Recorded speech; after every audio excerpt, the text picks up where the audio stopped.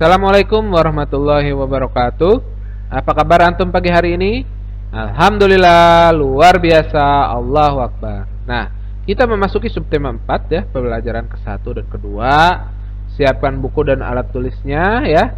Sebelumnya mari kita berdoa terlebih dahulu.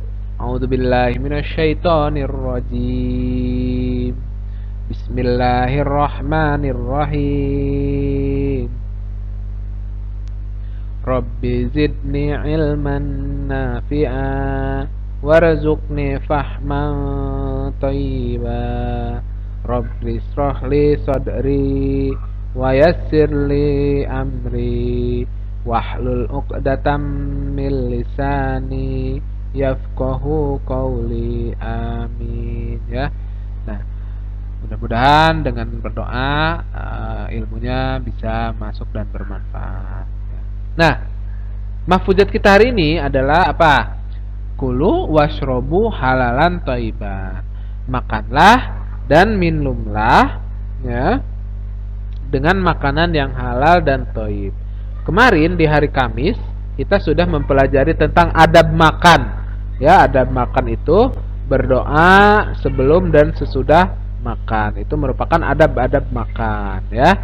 Nah, hidangan makanan yang haram ya, Abu Bakar Asy-Siddiq radhiyallahu anhu berkata, sahabat Nabi yang sangat menjaga kehalalan dalam hidupnya, beliau sangat menghindari makanan dan minuman haram. Yaitu siapa? Abu Bakar Asy-Siddiq ya. Beliau tidak pernah mau memakai pakaian yang diperoleh secara haram. Ia juga tidak mau menyimpan harta benda terkecuali diperoleh dengan jalan halal, sehingga Allah pun meridoinya. Tapi suatu hari ya, Khalifah Abu Bakar As-Siddiq kembali dari pasar. Di rumah beliau melihat segelas susu murni dan hidangan makanan di atas meja. Karena rasa haus akibat aktivitas yang melelahkan, beliau memakan hidangan tersebut tanpa curiga sedikit pun tentang asal-usul makanan tersebut. Saat itu pembantu beliau masuk rumah dan menyaksikan tuannya telah menghabiskan segelas susu dan makanan yang dia letakkan di atas meja.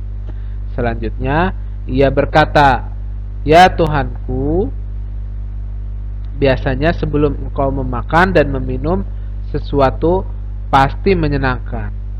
Menanyakan lebih dahulu asal-muasal makanan dan minuman tersebut. Mengapa sewaktu meminum susu tadi engkau tidak bertanya sedikit pun, tapi langsung meminumnya?" Dengan rasa kaget, Abu Bakar bertanya, "Memangnya makan dari apa?"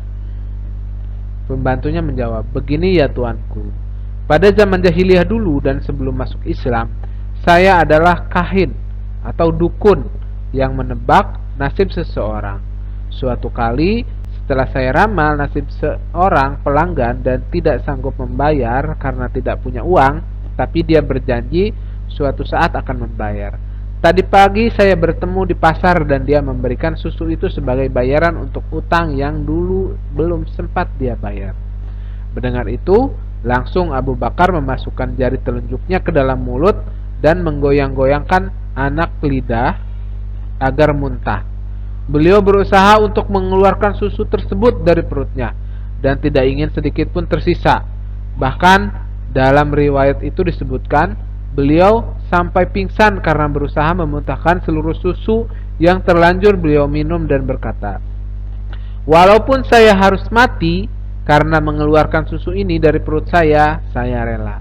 Masya Allah ya. Begitulah sikap mulia Abu Bakar As-Siddiq radhiyallahu anhu yang sangat berhati-hati dalam makan.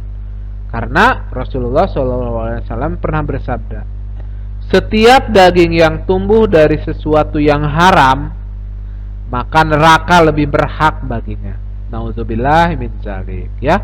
Maka antum semua harus berhati-hati dalam memakan makanan ya. Jadi nanti buat pengetahuan antum, tanyakan dulu terlebih dahulu ya, itu makanan dari apa, terbuat dari apa ya. Nah, yuk kita lanjutkan ke pembelajaran ke-1 dan kedua, tematis 2B subtema 4 ya. Nah,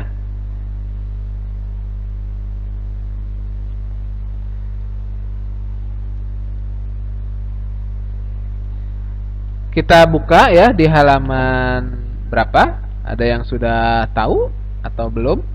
Ya. Nah, kita buka di halaman 124 terlebih dahulu. Nah, subtema 4 ini tentang apa? Bermain di tempat wisata. Indonesia itu memiliki banyak tempat wisata yang indah. Bermain di tempat wisata itu menyenangkan. Selain bermain, kita juga dapat belajar di tempat wisata. Bermain di tempat wisata harus mengikuti aturan, ya. Bila patuh aturan, bermain di mana saja akan selalu menyenangkan. Jadi apa? Aturan itu dibuat untuk apa? Agar kita aman, ya. Agar kita nyaman saat bermain juga. Nah, di halaman 120 ya. Di sini coba antum simak ya. Nah, di sini ada agar antum mendapatkan pengetahuan tentang wisata, simak ya penjelasan dari Bapak. Berwisata adalah melakukan perjalanan ke suatu tempat yang menurut kita nyaman, tenang, dan mendapatkan suasana baru serta pengetahuan yang baru. Berikut beberapa jenis wisata. Yang pertama wisata alam, yang kedua wisata sejarah, yang ketiga wisata bahari.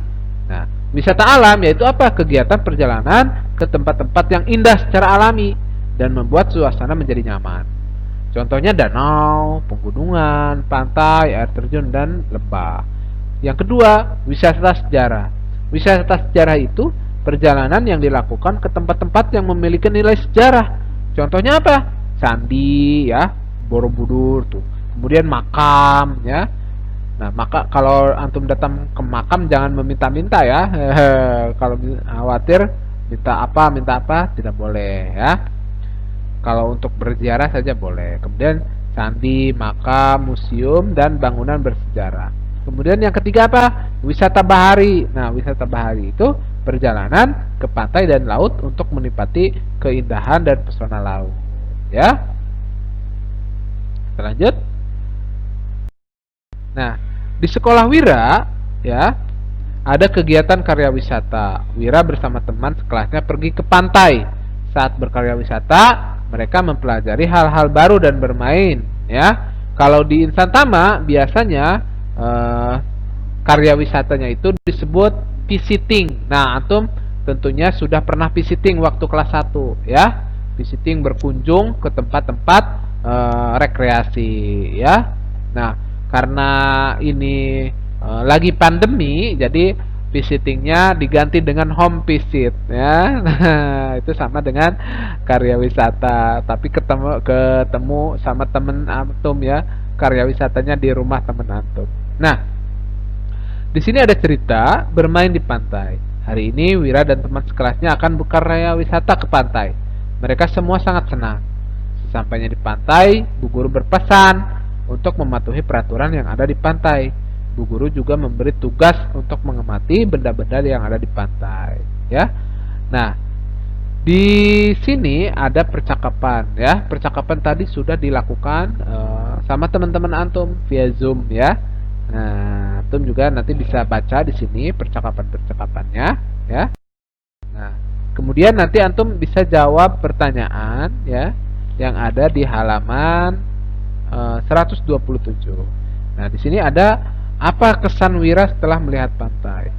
Wira sangat senang, ya. Kesannya. Kemudian kesan Ayu setelah melihat pantai apa? Kalau Wira tadi, wah bagus sekali pantainya, itu kesannya. Ya, kemudian kalau Ayu indah ya pantainya. Itu kesan pertama ya atau kesan saat melihat pantai. Kemudian apa pesan ibu guru kepada anak-anak? Kalau pesan bu guru itu untuk mematuhi peraturan yang ada di pantai ya. Jadi kalau antum mau bermain dimanapun selain di pantai juga tetap harus mematuhi peraturan. Nomor 4 apa? Siapa yang ingin bermain bola? Nah, kalau antum sudah menyimak tadi percakapan ya melalui Zoom, nah, ataupun antum bisa baca di sini, yang ingin bermain bola itu adalah Rio, ya. Kemudian nomor 5-nya apa? Siapa yang ingin bermain kelereng? Yang ingin bermain kelereng itu siapa tadi? Ada. Kalau Rio tadi main bola. Nah, Bion ya. Bion itu ingin bermain kelereng. Kemudian siapa yang ingin bermain istana pasir? Yang ingin beristana pasir itu adalah Ayu. Kemudian Wira, permainan apa yang ingin dimainkan Wira? Kalau Wira ingin bermain layang-layang. Nah, di sini di pertanyaan yang ke-8 ya, di situ ada tabel. Nah, tabel ini tentang benda-benda yang terdapat di pantai ya. Yang pertama, antum bisa tulis bola ya. Nanti wujud bendanya apa? Kemudian yang kedua, layang-layang ya. Wujud bendanya apa? Yang ketiga apa? Kelereng ya. Kemudian apa lagi? Yang keempat apa? Pasir ya. Nah, yang kelimanya apa? Yang kelima, ombak ya, boleh laut. Tuh, wujud bendanya apa? Padat, cair atau enggak.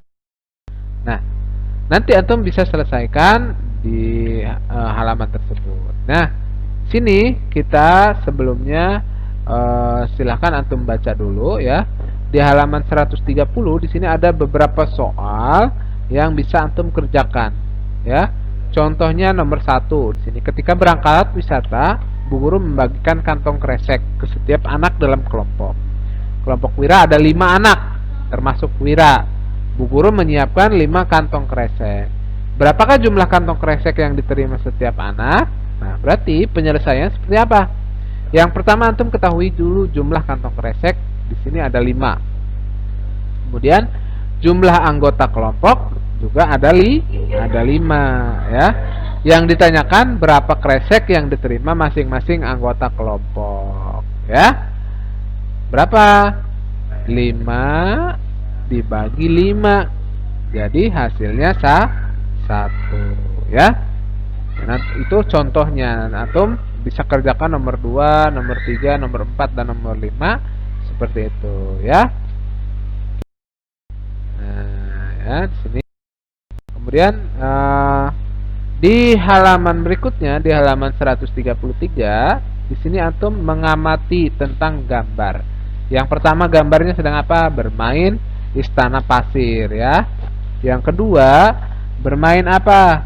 Bermain angin ya. Nah, yang kedua, bermain angin di pinggir pantai. Itu gambar.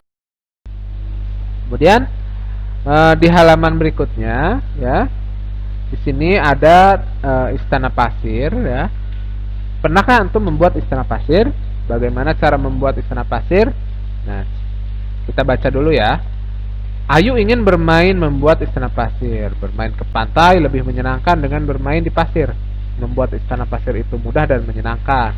Alat-alat yang dibutuhkannya pun hanya kaleng, sekop dan lain-lain. Ya, antum bisa bawa dari rumah ember ya, ember besar atau ember kecil ya, untuk bermain pasir. Nah, istana pasir juga dibangun dengan bahan pasir dan air. Istana yang dibuat dapat terdiri dari bangunan utama istana, menara ataupun benteng. Ya, antum bisa kreasikan lah sedetail mungkin ya. Kalau misalkan cari rumah pasir atau apa lah boleh. Kemudian istana pasir dapat dibuat dengan membuat tumpukan pasir. Istana pasir juga dapat dibuat dengan menggali ya, gali pasir. Digali dulu sama antum pasirnya ya. Antum dapat melakukan berbagai permainan di pantai. Salah satunya adalah apa? Bisa main kucing dan tikus. Ya, permainan ini bisa dilakukan sama antum. Kalau misalkan lagi bersama teman-teman atau saudara, antum bisa melakukannya ya, permainan kucing dan tikus. Tapi sebelumnya antum nanti isi dulu ya di sini di halaman 136 ya. Kemudian kita lanjut. Nah, antum telah memahami aturan permainan kucing dan tikus serta mempraktekannya ya. Kalau dalam keseharian antum sering, kalau di kelas 1 juga antum sudah mempermainkannya. Mencoba permainannya. Nah, di sini ada beberapa aturan-aturan peraturan yang di tempat wisata ya. Yang pertama, di sini antum juga bisa isi langsung ya di halaman 139. Contohnya peraturan di Pantai Parangtritis. Nah, antum bisa tulis kembali ya, nomor 1, nomor 2, nomor 3, nomor 4 Nomor satunya, jagalah ketertiban dan keamanan, kemudian buanglah sampah pada tempatnya, jagalah kebersihan di sekitar pantai, atau dilarang berenang karena ombak yang besar. Itu peraturan di pantai Parangtritis. Kemudian peraturan di pantai Penyu apa? Nah, itu bisa tulis juga ya dari nomor 1 sampai 4. Yang pertama, dilarang mengganggu dan mengambil penyu dari telur penyu. Kemudian yang kedua, dilarang menyalakan api dan menghidupkan lampu dari penangguran penyu. Yang ketiga, dilarang membuang sampah di pantai penangguran penyu. Yang keempat, dilarang membawa makanan dan minuman ke pantai penangguran penyu. Ya, itu bisa tulis kembali di halaman 139. Oke? Nah, untuknya ya, terima kasih antum sudah mau mendengarkan penjelasan dari Bapak. Eh, Kurang dan lebihnya Bapak mohon maaf ya apabila terjadi kesalahan saat pembacaan atau penjelasan ya. Kalau misalkan ada yang belum antum mengerti, boleh WA ke Bapak atau ke Bu Hana atau ke Pak Sahrul ya, atau ke Bu Ajeng atau ke Panasui atau ke Bu Fauzia ya. Antum bisa tanyakan langsung. Semoga ilmunya yang antum dapatkan semakin barokah ya. Dan Bapak doakan kelak antum dapat menggapai semua cita-cita antum semua ya. Oke, terima kasih banyak. Untuk tugasnya hanya tugas yang ada di tematis antum bisa selesaikan ya. Kemudian untuk besok ya, hari Selasa kita akan mengadakan home visit. Antum bisa membawa krayon ya, krayon, nanti kertasnya kita sediakan untuk membuat kartu ucapan. Oke, terima kasih. Assalamualaikum warahmatullahi wabarakatuh.